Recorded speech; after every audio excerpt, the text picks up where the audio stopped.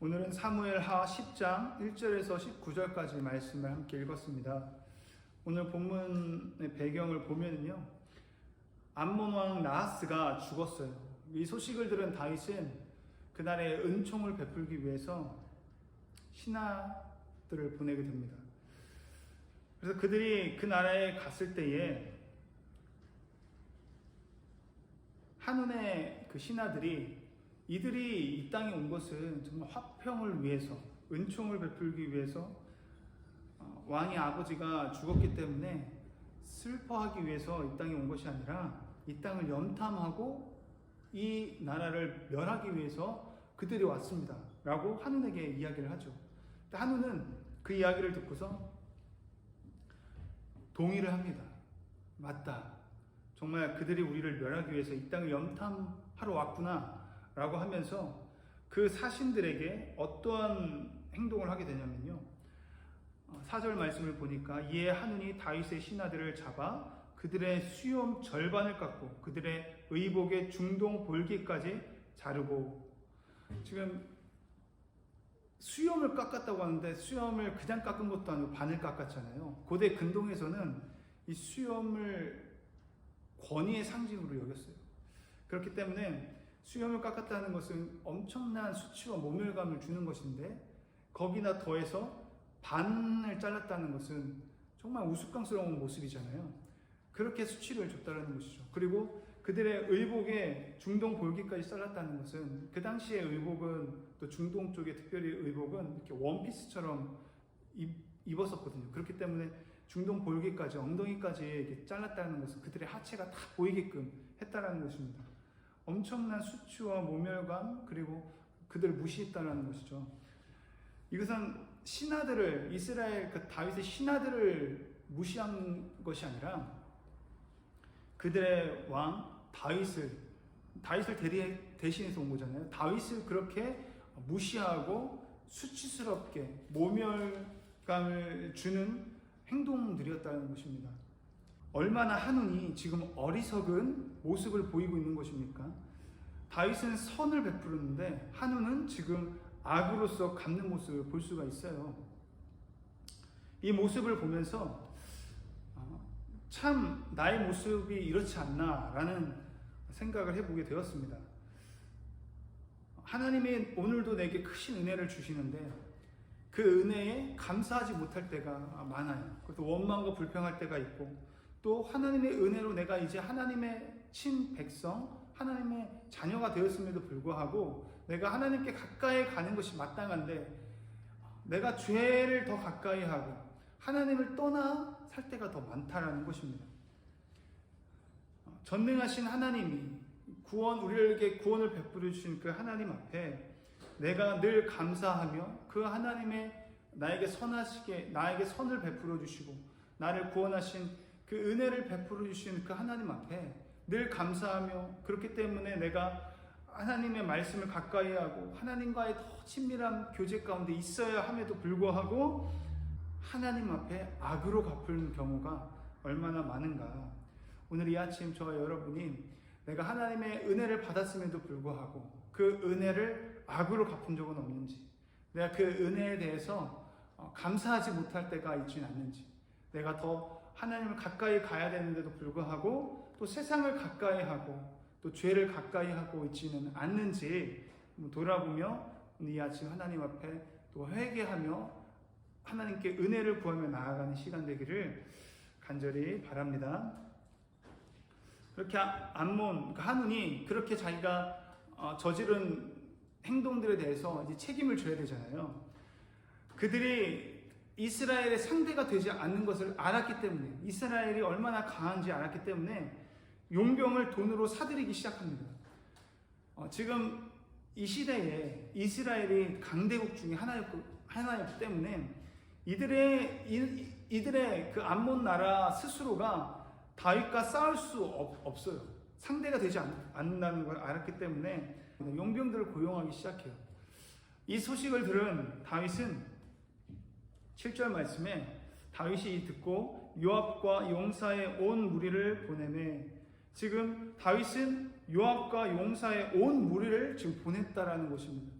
이 말씀을 통해서 다윗은 그냥 이전에 암몬을 이긴 경험도 있고 아람을 이겨본 경험도 있고 수많은 전쟁에서 승리한 경험이 있기 때문에 지금 이 전쟁에 대해서 그냥 가볍게 여기고 나아갈 수도 있었지만 다윗은 그렇지 않았습니다. 전심전력을 다해서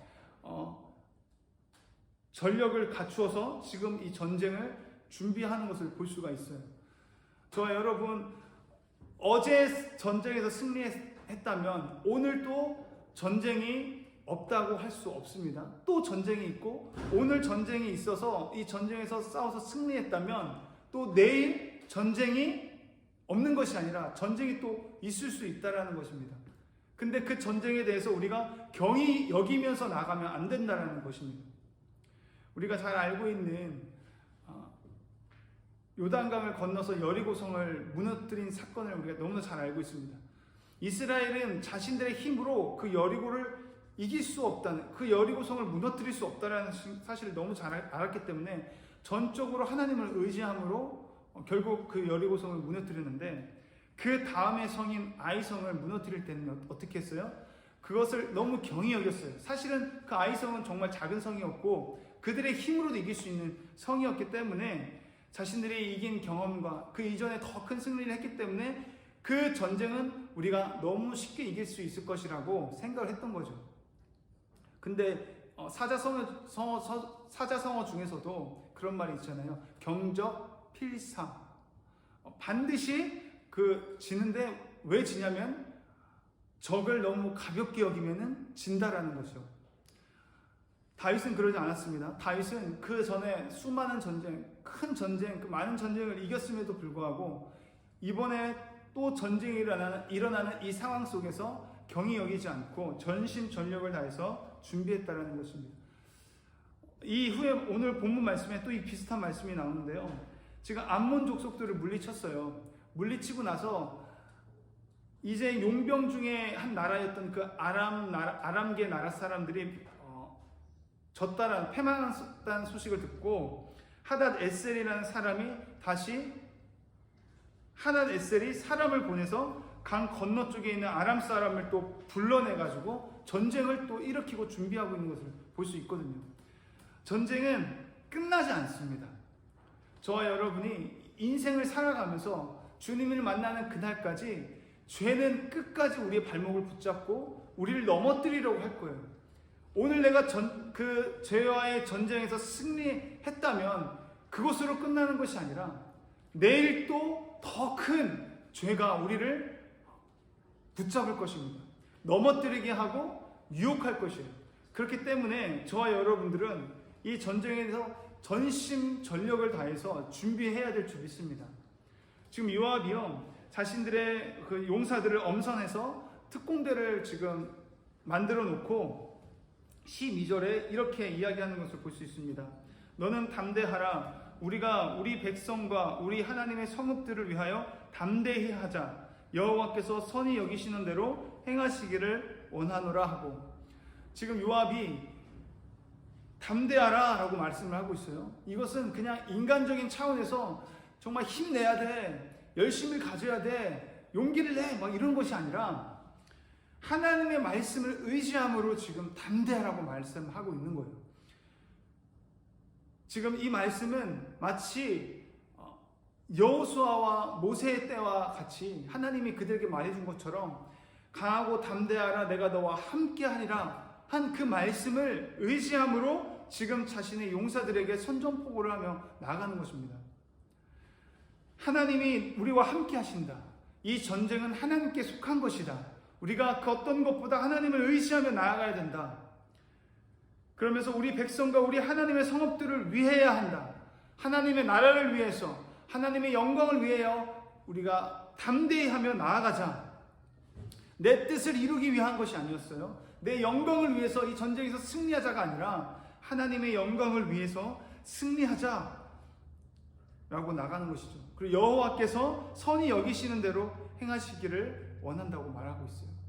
이 전쟁의 승패는 우리의 손에 달려있는 것이 아니라 하나님의 손에 달려있는 것이다. 하나님을 향한 전적인 신뢰를 지금 이야기하고 있는 거예요. 전쟁의 주체가 누구인가? 하나님이라는 사실을 너무나 잘 알고 있는 요압의 고백과도 같다라는 것입니다. 저와 여러분이 오늘 이 동일한 고백으로 전쟁을 준비하며 전심전력을 다해 힘써 나아갔으면 좋겠습니다. 어떻게요? 하나님의 영광을 위해서 우리가 전쟁을 하는 거예요. 하나님의 뜻을 이루기 위해서 전쟁을 해야 되는 것입니다. 영혼 구원을 위해서 우리가 죄와 싸워 나가야 된다는 것이죠. 결국은 요압이 지금 사람이 많고 적음을 가지고 이야기하는 것이 아니에요. 이 전쟁에 준비하는 데 있어서요. 이 전쟁에 어떤 전략으로 나갈까, 그렇게 전략을 무엇으로 해야 될까라고 나가는 것이 아니에요.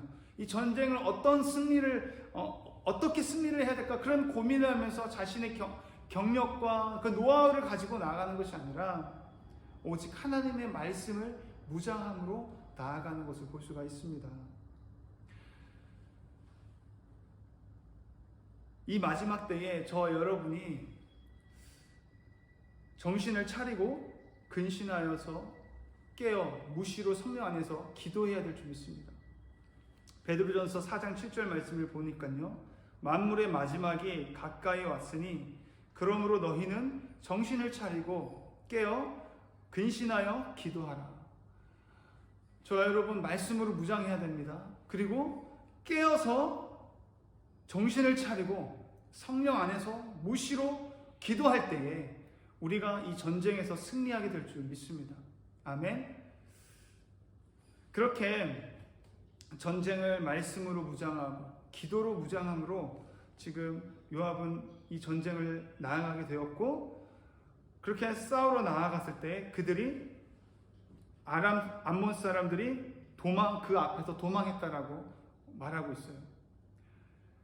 그리고 나서 14절 말씀 보니까요, 암몬 자손은 아람 사람이 도망하는 것을 보고 그들도 아비새 앞에서 도망하여 성읍으로 들어간지라. 지금 암몬이 요압에 의해서 패망하고 도망가는 것을 누가 봤어요? 암몬 사람들이 지금 본 거예요. 자신들이 돈 주고 산 용병들이 지는 것을 보고, 패한 것을 보고, 지금 싸우기도 전에 두려운 마음에 지금 아비새 앞에서 싸워보지도 못하고 지금 도망하는데 급급한 것을 볼 수가 있습니다. 이 말씀을 보면서 저는 한 사람의 신앙과 믿음이 얼마나 중요한가, 그것을 한번 묵상하게 되었습니다. 우리 가정 안에서, 제가 가장이에요. 제 믿음이 그 가정에 흘러간다는 것입니다. 제가 믿음이 없고 내가 죄 가운데 넘어져서 내가 하나님 말씀 앞에 가까이 하지 못하고 기도하지 못하는 모습을 누구에게 영향을 끼치게 되냐면 우리 가정에게 영향을 끼치게 된다는 거죠. 가정에 말씀이 없고 찬양이 없으면 우리 자녀들은 말씀이 없이, 찬양이 없이 자라게 되는 거잖아요. 만약에 말씀으로 충만하고 기도로 무장이 있다면 그 믿음의 생활, 믿음의 유산이 자녀들에게 흘러가게 될 것입니다. 마찬가지로 우리 교회의 어떤 공동체가 영적으로 부흥을 해요. 기도로 무장하고 말씀으로 무장하고 성령으로 충만하다면 그 공동체로 인해서 그 영적인 부흥이 다른 곳으로도 옮겨 붙게 될 것입니다. 연쇄적인 승리가 있게 된다는 것이죠. 우리의 속해 있는 어떤 공동체에든지 거기서 저와 여러분이 먼저 말씀으로 무장하고 기도로 무장함으로 인해서 죄와 싸워 이기고 승전보를 올릴 때에 그 하나님 나라가 나를 통해서 드러나고 영광을 올려드릴 때에 그 영향력이, 생명력 있는 영향력이, 그 빛이 우리 주변까지도 비춤으로 말미암아 승전고를 울리게 될 줄 믿습니다.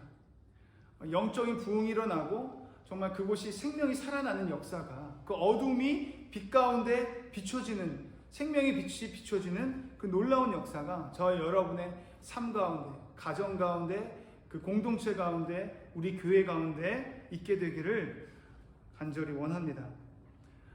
그렇게 아람 사람이 자기가 이스라엘 앞에서 패하였음을 보고 또 다 모였다고 아까 이야기했죠. 이전에 다 다시 모입니다. 그들이 싸우면서 지고 나서 끝나는 것이 아니라 또 모여요.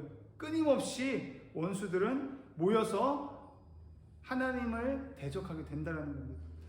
이 죄가 정말 무섭다는 사실을 우리가 기억하면서 오늘 이 아침에 기도하며 나아갈 때 하나님, 내가 오늘 이 하루를 살아가는 데 있어서 또 죄와 싸우게 될 텐데 이 치열한 전쟁 가운데 내가 말씀으로 무장하고 준비할 수 있게 도와주시옵소서. 하나님, 내가 기도함으로 무장하여 전쟁 가운데 나아갈 수 있도록 하나님 도와주시옵소서. 그래서 오늘 내가 승리하고 이 승리가 나에서 그치는 것이 아니라 이 승리를 통해서 내 주변 사람에게도 연쇄적으로 승리를 맛볼 수 있는 그런 하루, 그런 우리의 인생이 될 수 있게 하여 주시옵소서. 함께 기도하며 나아갈 수 있는 시간이 되었으면 좋겠습니다. 기도하시겠습니다.